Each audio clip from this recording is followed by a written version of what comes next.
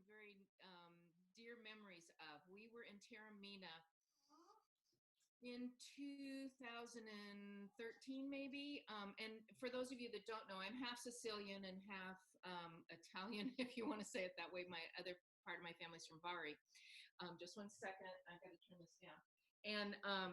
And so we wanted to go to Sicily to see where the other half of my family came from. And so I have some very fond memories of visiting different towns and things like that. So I took this cooking class in Taormina, and if any of you know about Sicily, Taormina is like up on this huge, huge hill, mountain, and it's just way, way up high, and very cute town. We just really loved it. And I took this class from a young man named Massimo, and he owned a restaurant and gave these cooking classes. And what was funny about his cooking classes was that all of his recipes were for 20 people. And the reason that the recipes were for 20 people is because that's who came to, they were all from his nonna. And nonna had 20 people for dinner every Sunday, as Italians do. And so that's why all his recipes were for 20 people. So we said to Massimo, well, typically we, have 4 or 5 or maybe 6 people for dinner. Could you scale the recipe back a bit? Which he did. And in the blog, you will see his original recipe, which has just the cutest, I adore his English translation of his Nona's recipe. So it's don't movie the vegetables because they have water. And I think, Tin instead of think or whatever they are. They were just, very cute little miss words that I just adore. And frankly, to be honest, if I was trying to translate an English recipe to Italian, it would be way worse than that. So anyhow, so that's kind of the background on that. Now, he was very adamant when we made this recipe, this caponata there, that certain things needed to be cooked separately and they needed to be cooked in different oil. So I'm going to take you to the stove now and I'm going to show you a few things. I do it this way most of the time, but if I'm in a hurry, I'll kind of explain to you how I do it when I'm in a hurry. So take you over to the stove. And just excuse my little weird walking here. Okay, so there you can see we've got stuff cooking. And what his big issue is that the 3 main ingredients, which are eggplant, zucchini, and red peppers, or peppers in general, need to be cooked separately, and they need to be cooked in regular oil. So it's either just like canola oil or rapeseed oil or that type of thing, not in olive oil, because what he said is, and it's really true, is that then it lets the vegetables really have their own flavor come out.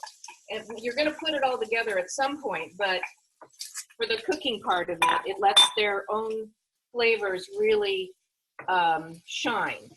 So that's what those 3 pans are doing. They're cooking in vegetable oil, and this one, which is celery, is the one that is allowed to be cooked in olive oil. So we have all these things going, and like I said, when I'm in a hurry, I don't do all of these separately. I may do a couple of them together, but or do one in one pan or whatever. But I think he really has a good point of cooking at least those main vegetables in regular oil. So now I'm just kind of sauteing. Oh, and the other thing about the 3 main vegetables is you cook them very, very slowly on a really low heat, so that they can just kind of mellow out. And you can see I cooked these a little bit earlier. They're soft and shiny and pretty. The zucchini didn't lose its color, that type of thing. Christina, there's a question in the chat asking if that's onion and celery or just celery. Okay. It's onion and celery. Yeah, these 2 get to start out the real cooking in the olive oil. And then we're going to end up dumping everything in here. So we have that going on. In the meantime, while this is sauteing and getting a little bit translucent, I'm going to take these vegetables and I'm going to drain them because Massimo used a lot of oil, but I didn't use quite a lot of that same kind of oil. But I do like to take them out and just drain them a little bit. So if you have a dish with a little towel, you can get those draining a little bit before you put it all together. So I'm going to do that real quick.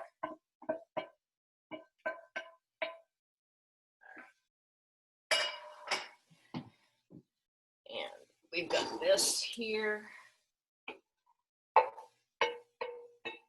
So you can see there's quite a bit, there's still oil in the pan. So we want these to drain a bit.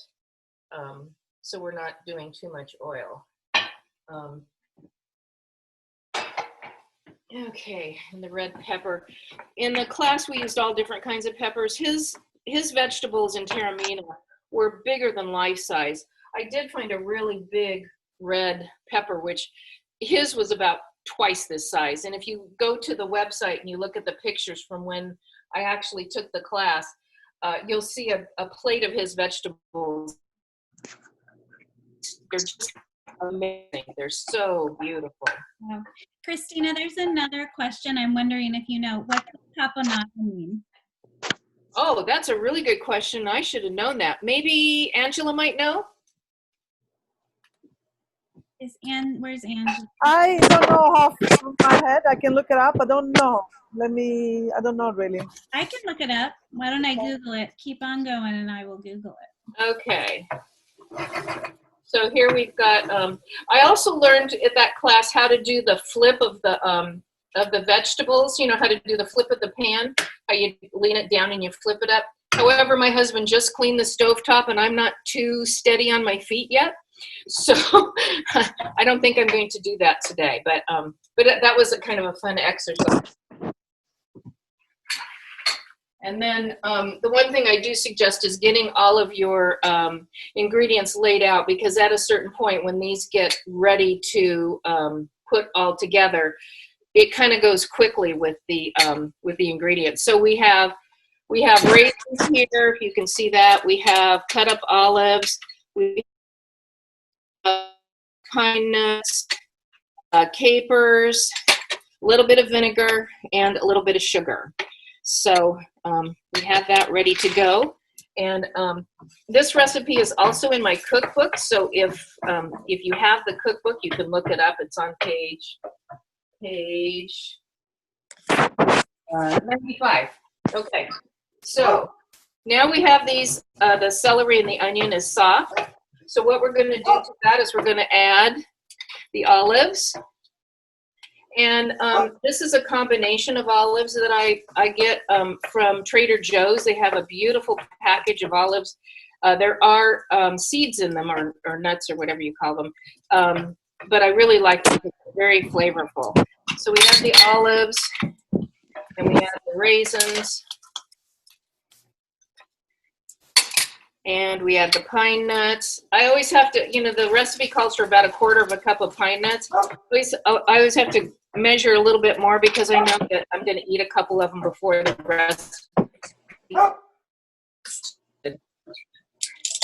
So we've got that. Isn't that looking pretty? And then we're going to put the capers in. Ooh, somebody's dog's barking. I'm sorry. All right. We've got that. All right. So then once we get that all put in together, then we're going to add the sugar and the vinegar.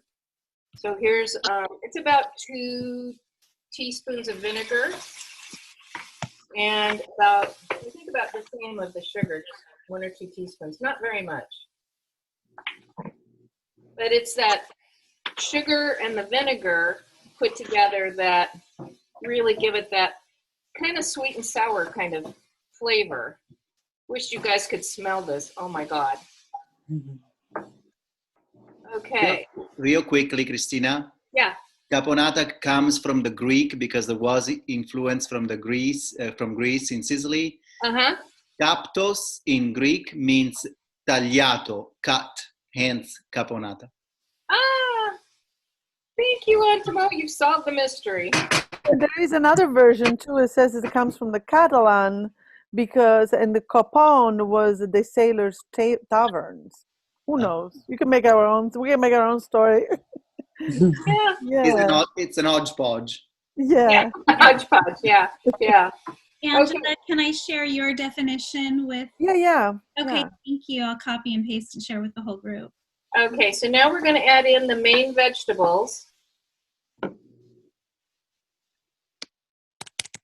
mean, I took it from Wikipedia. Nothing. I just looked it up very quickly. Sorry. Perfect. Okay.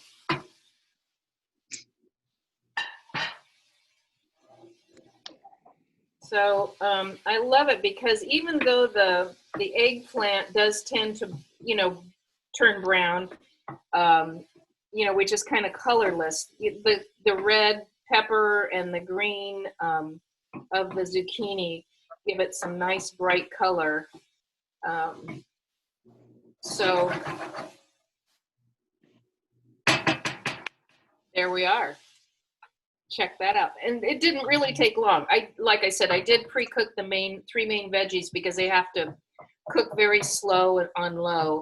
And I was afraid we might run out of time since we, only have 30 or 40 minutes here. So anyhow, I'll plate some of that up and just see how beautiful that looks. Wow. And then you throw a little bit of salt on it. I usually taste it first. I don't know how to cook without tasting, unfortunately. But just a little jigger of salt on that. There we are. Wow. Da-da-da-da. So I came in late. Is there a recipe posted somewhere or? I did put the recipe in the chat. Are you able to see the whole chat? I'm on my phone. I had problems with Zoom. That's why I was so late. Gotcha. Okay. Are you on our mailing list? I am, yes. Because I'm going to reiterate that on our newsletter that I'm going to send out. I'm going to see if I can find the chat. I did put it in the chat. I can put it again right now. Maybe are you able to, let's see. I don't know. It looks like, is this being recorded? Let's see, there it is. Ooh, look at that. Yeah. Yum, yum. Yeah. Isn't that great? I know. It looks Hungry amazing. now. Yeah, I know. Hey, Christina. You're Uh-huh. looking great. Looking good. Looking good.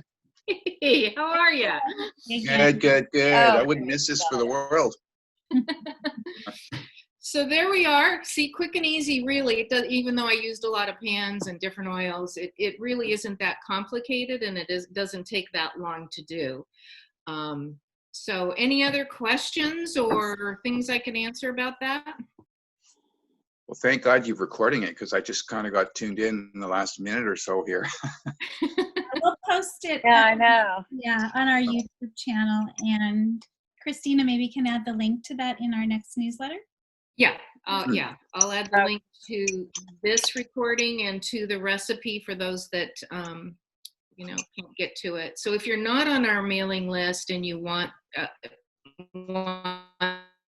for the newsletter, be sure to type your email into our chat so that Tanya can add that, give that to me so we can send it. Okay. Well, if we are on it, we don't need to do that, right? Okay, I think I Right. found it here. Yeah, no, if you're already on, you're good. Yeah. Okay. So anyhow, so we had a great time in Taormina. It was a lot of fun. This Massimo fellow was